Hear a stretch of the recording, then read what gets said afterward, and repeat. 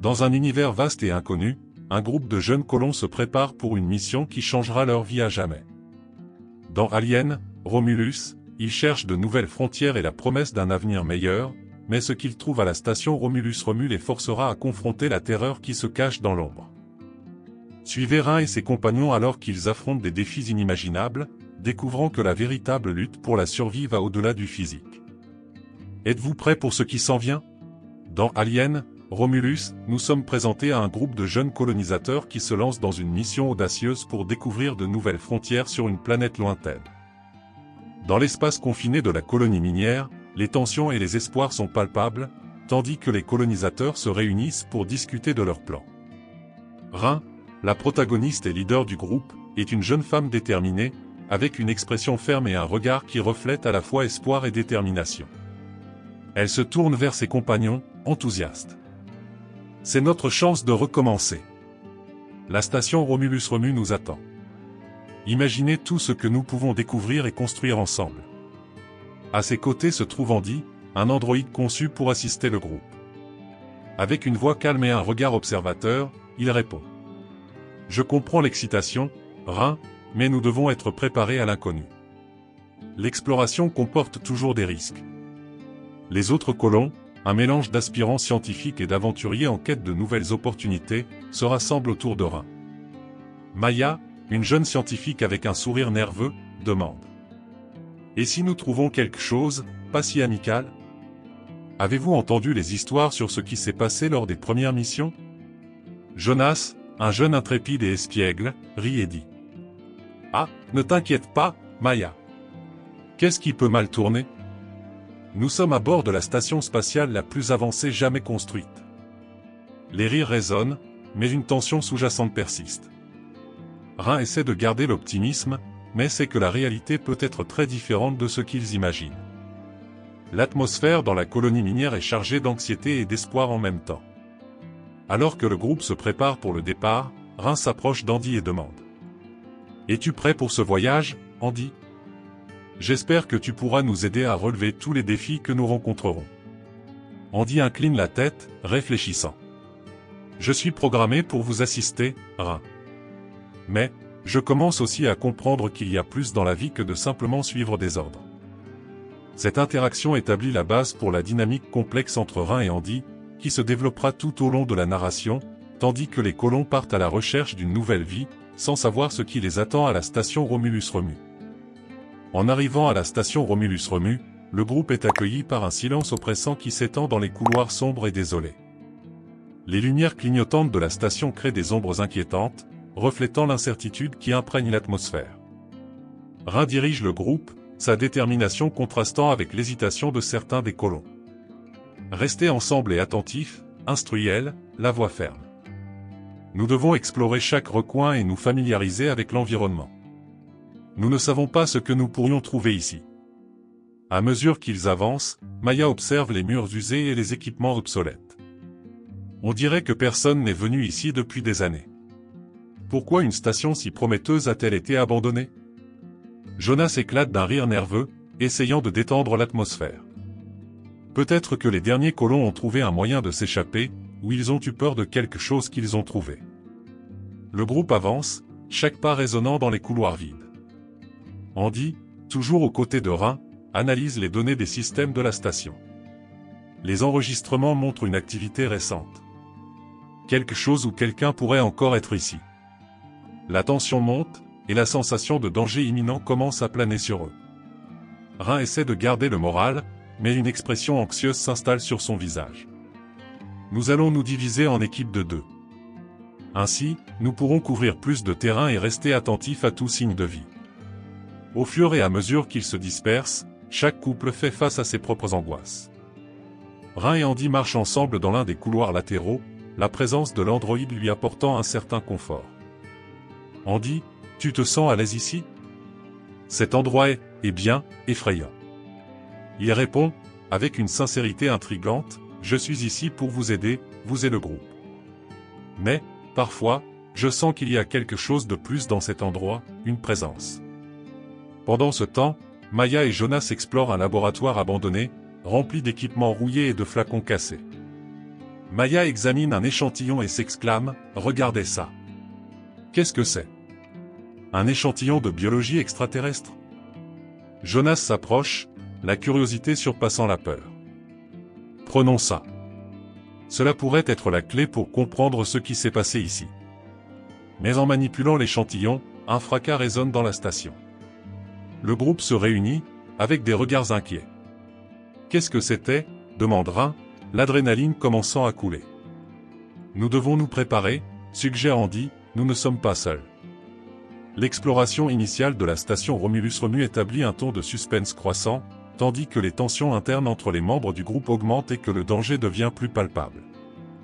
Après l'exploration initiale, le groupe commence à ressentir la pression de la situation.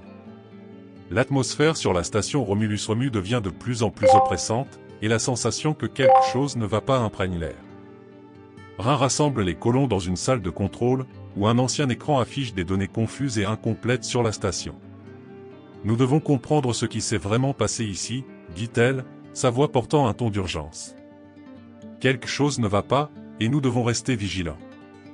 Alors qu'ils discutent, un bruit lointain résonne dans les couloirs, un son qui ressemble à un mélange de métal grinçant et d'un chuchotement sifflant. Maya interrompt la réunion, les yeux écarquillés. Qu'est-ce que c'était? Nous devons vérifier. Rhin décide qu'il est temps d'agir. Andy, peux-tu scanner la zone? Nous devons savoir s'il y a une activité étrange. Scan en cours, répond Andy, sa voix calme contrastant avec la tension croissante. Les résultats apparaissent à l'écran, approche de multiples entités non identifiées. La panique commence à se répandre. Que voulez-vous dire par entité? Demande Jonas, son ton devenant alarmant. Nous devons sortir d'ici, dit Rhin, l'adrénaline prenant le dessus. Nous allons nous diviser à nouveau et retourner à la salle de contrôle. Nous avons besoin d'un plan. Cependant, avant qu'il ne puisse bouger, les lumières de la station commencent à clignoter et un cri résonne dans un couloir voisin. Le groupe se retourne, et une créature grotesque émerge des ombres, un xénomorphe, avec sa peau sombre et brillante, ses yeux vides et sa mâchoire acérée qui s'ouvre dans un rugissement terrifiant. C'est un xénomorphe, crie Maya, la peur inscrite sur son visage. La panique s'empare d'eux, et le groupe se disperse dans différentes directions, essayant de s'échapper. Rhin, le cœur battant, tire Andy vers elle. Nous devons trouver une sortie et nous regrouper. Alors qu'il court, Rhin se retourne et voit un deuxième xénomorphe s'approcher rapidement, sa silhouette imposante et menaçante. Derrière nous, elle crie. Andy, essayant de calculer ses options, suggère, la seule façon de s'échapper est par la salle de sécurité. Suivez-moi. Ils courent, avec le son des pas lourds des xénomorphes résonnant derrière eux.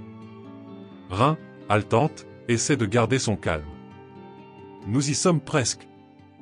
Ne regardez pas en arrière.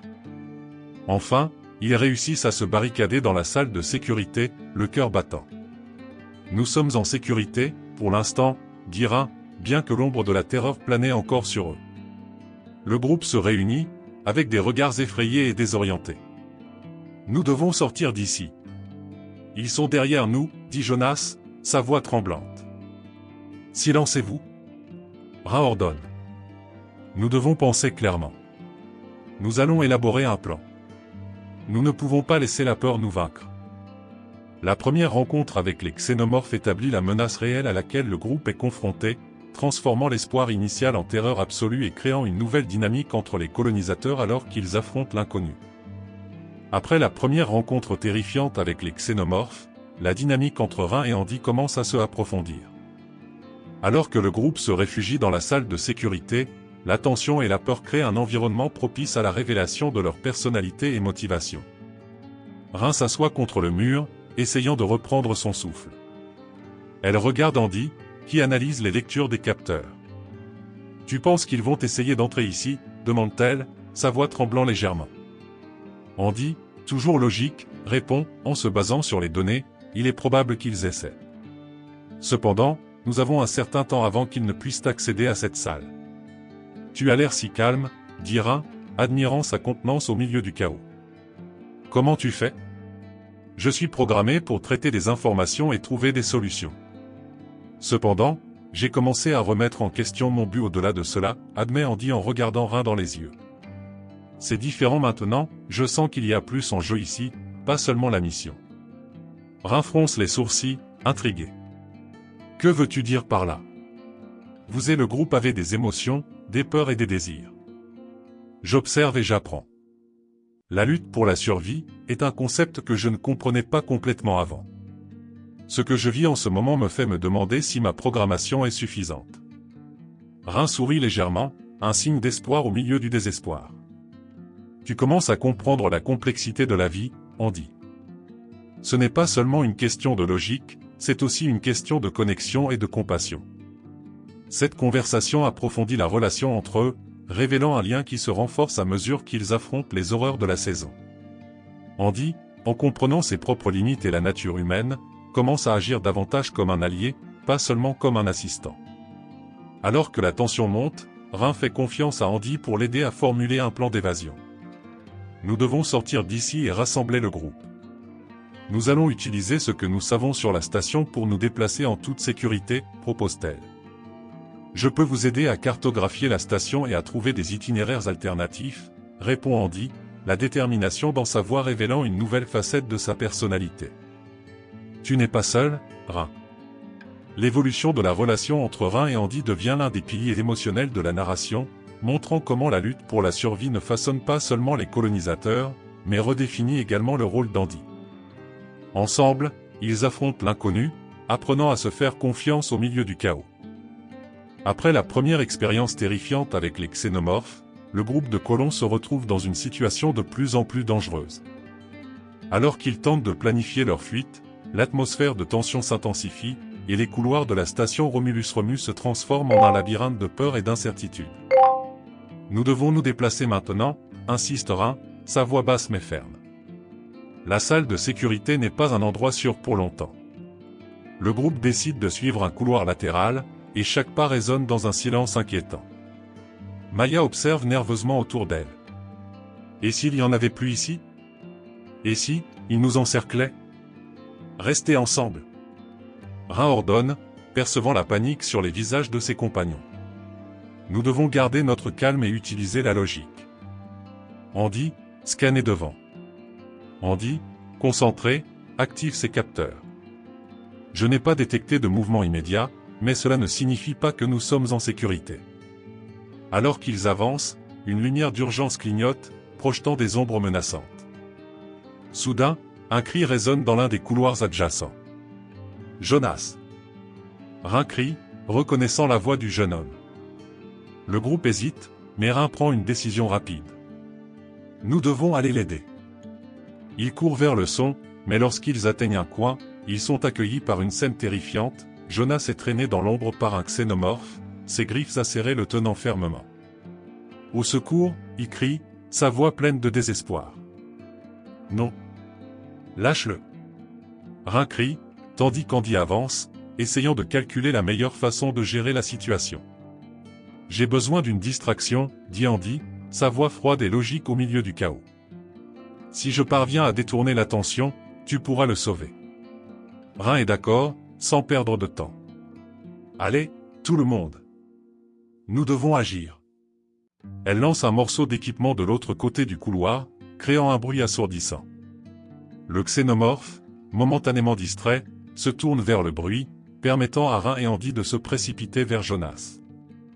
Cependant, la situation se complique rapidement. Plus de xénomorphes émergent des ombres, révélant que le groupe était encerclé.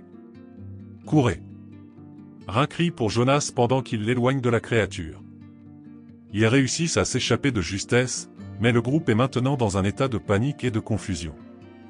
Avec les tensions à leur comble, ils se réunissent à nouveau dans un espace plus sûr. Nous devons être plus prudents, avertit Rin, respirant lourdement. Nous sommes dans un territoire dangereux et inconnu. Et nous devons trouver un moyen de sortir d'ici, dit Maya, sa voix tremblante. Nous ne pouvons pas rester plus longtemps à la station. Ces moments de tension et d'embuscade révèlent la fragilité de l'espoir du groupe et solidifient la sensation que le véritable danger ne fait que commencer. Les difficultés qu'ils rencontrent ne testent pas seulement leur courage, mais forgent également de nouveaux liens et amplifient l'urgence de leur lutte pour la survie. À mesure que la situation à la station Romulus-Romu devient de plus en plus critique, les colons font face à des décisions difficiles qui mettent à l'épreuve non seulement leur courage, mais aussi leur valeur. Les rencontres fréquentes avec les xénomorphes entraînent des pertes tragiques, et l'impact émotionnel de ces expériences est dévastateur. Après la fuite désespérée de la confrontation avec le xénomorphe, le groupe trouve un bref refuge dans un laboratoire.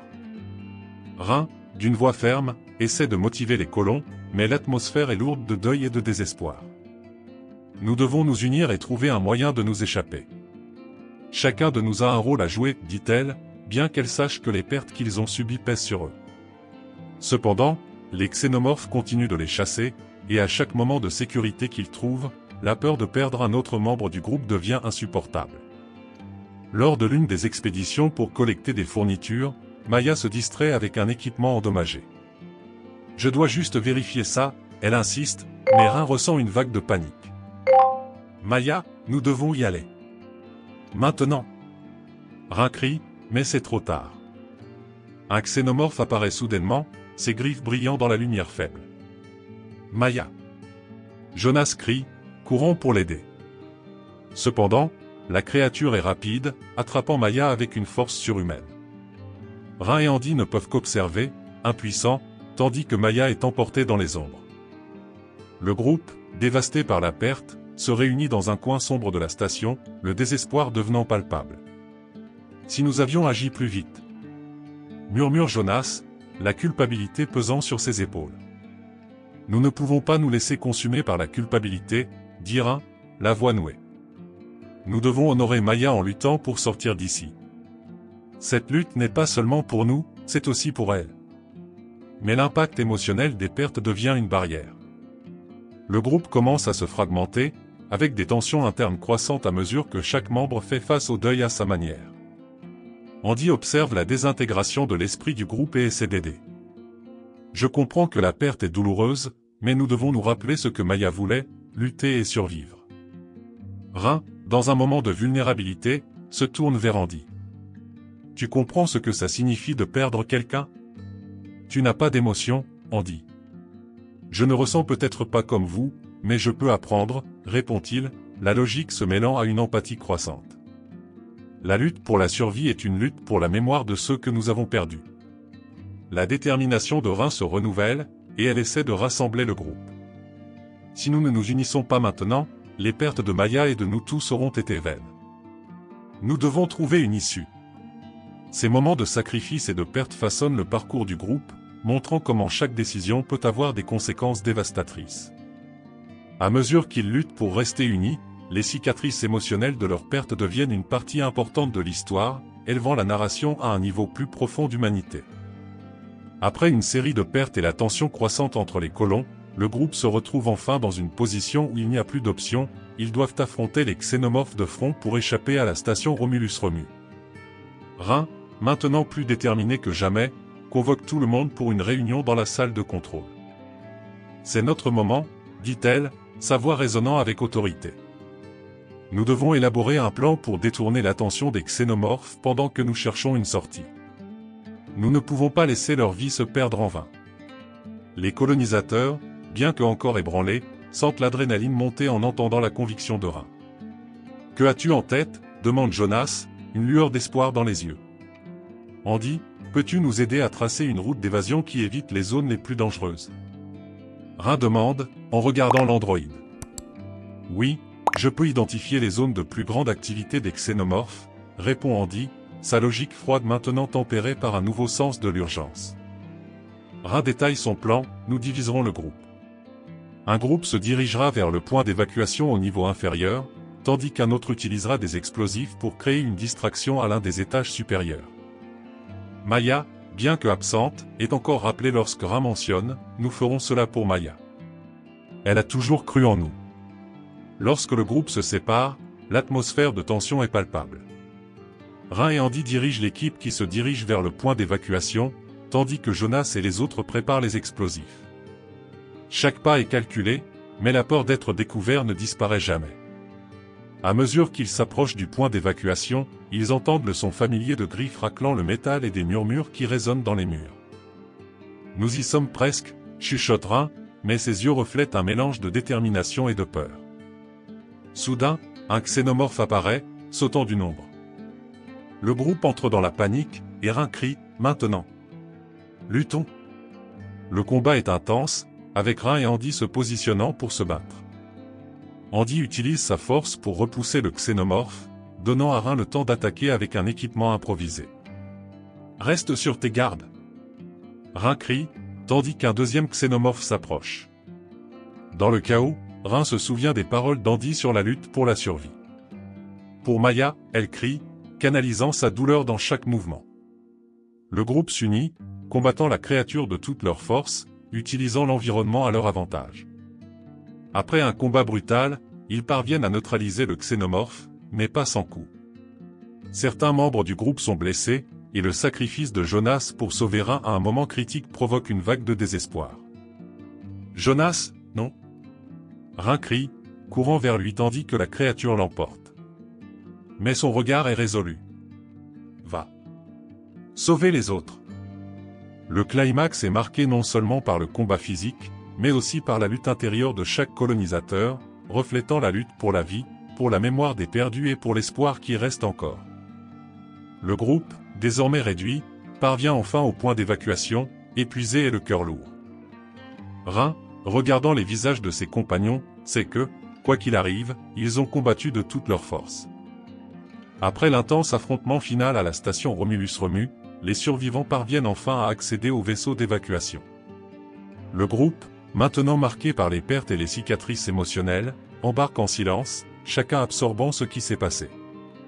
Rhin, bien que épuisé, ressent un mélange de soulagement et de douleur.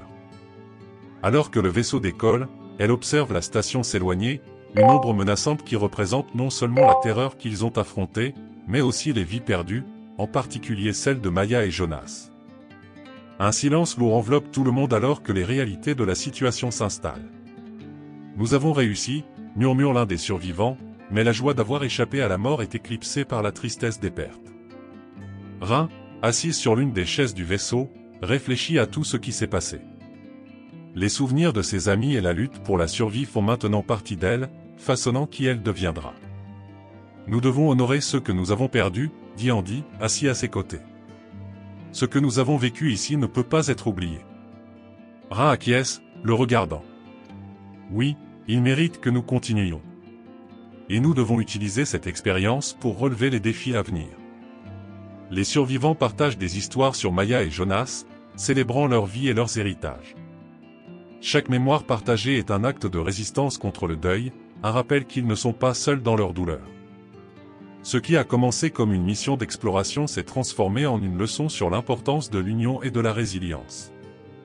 Alors que le vaisseau s'éloigne de la station, Rhin réalise que la lutte contre l'oppression de la corporation Weyland-Yutani et la quête d'un avenir plus sûr pour tous les colons n'est pas encore terminée. La bataille qu'ils ont menée à la station Romulus-Remu n'est que le début. Ils ont un nouveau but, lutter pour la liberté et la justice dans un univers qui ignore souvent la valeur de la vie. À la fin du voyage, Rhin se tourne vers ses compagnons, un nouveau feu s'allumant dans ses yeux. Nous sommes en vie et nous avons une mission. Nous allons garantir que le sacrifice de nos amis n'ait pas été vain. Avec cela, le groupe se prépare à affronter l'avenir, plus fort et uni, prêt à lutter contre tout défi qui se présentera sur son chemin. Alien, Romulus n'est pas seulement une nouvelle addition à la franchise emblématique Alien, il apporte également une série de curiosités et de détails qui peuvent fasciner à la fois les fans de longue date et les nouveaux spectateurs. Voici quelques faits intéressants sur la production et l'univers du film. Direction de Fede Alvarez, le film a été réalisé par Fede Alvarez, connu pour son travail sur Evil Dead et Don't Breathe. Alvarez a apporté une approche moderne et sombre à la franchise, préservant l'essence de l'horreur spatiale qui a rendu les films originaux si mémorables. Jeune distribution, la distribution est composée de jeunes talents, y compris Kelly Spani dans le rôle de Rhin, qui ont été choisis non seulement pour leur potentiel d'acteur, mais aussi pour leur capacité à transmettre la vulnérabilité et la force de leurs personnages dans des situations extrêmes.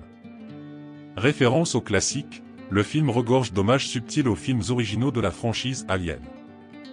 Des éléments comme le design des xénomorphes et l'utilisation d'effets pratiques au lieu de CGI dans certaines scènes évoquent l'atmosphère des classiques, offrant une sensation de nostalgie aux fans. Scénographie détaillée, la station Romulus-Romue a été conçue avec une attention méticuleuse aux détails, combinant des éléments futuristes avec une esthétique d'usure et d'abandon.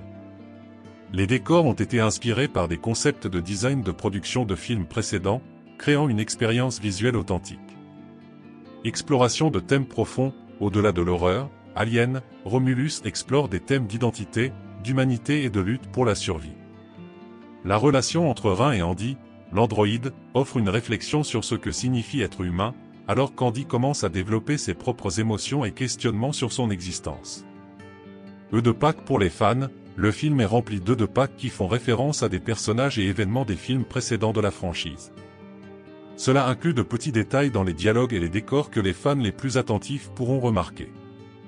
Impact sur le box-office, depuis sa sortie, Alien, Romulus a connu un solide succès au box-office, attirant à la fois des fans de longue date et de nouveaux spectateurs. Le mélange de nostalgie et de nouveaux éléments a été bien accueilli par la critique et le public. Production en lieu réel, de nombreuses scènes ont été filmées dans des lieux réels, profitant d'environnements de désolation qui ajoutent une sensation d'authenticité et d'immersion à l'horreur du film. Ces curiosités non seulement enrichissent l'expérience du spectateur, mais montrent également le soin et la dévotion que l'équipe de production a mis pour donner vie à Alien, Romulus. Le film promet non seulement de satisfaire le besoin de terreur, mais aussi de provoquer une réflexion sur la condition humaine dans un univers souvent hostile.